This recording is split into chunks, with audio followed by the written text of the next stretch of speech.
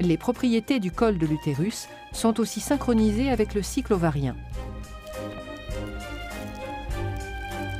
Durant les 11 premiers jours du cycle, le mucus présent au niveau du col forme un maillage resserré qui laisse peu de chance aux spermatozoïdes de pénétrer dans la cavité utérine en cas de rapport sexuel. Quelques-uns y arrivent cependant toujours.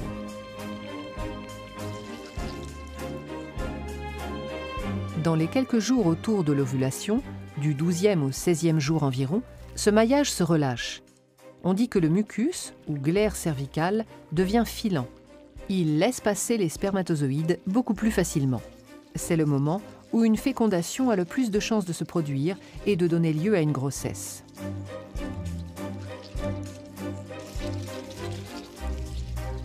En fin de cycle, le maillage se resserre et la cavité utérine est à nouveau moins accessible.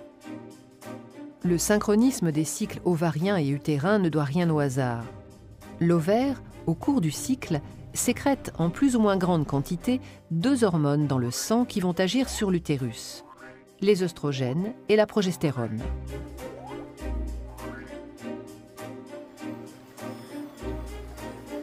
Au début du cycle, la concentration sanguine des 2 hormones est très faible.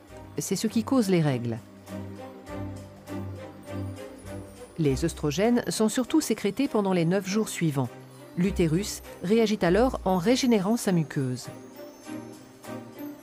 Avant le 11e jour, la concentration limitée en œstrogènes agit sur le col de l'utérus en induisant un maillage resserré. Après le 11e jour, la concentration en œstrogènes atteint un seuil qui entraîne le relâchement du maillage de la glaire.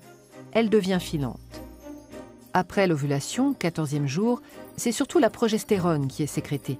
Cette hormone induit les transformations de la muqueuse et le retour à un maillage serré de la glaire cervicale.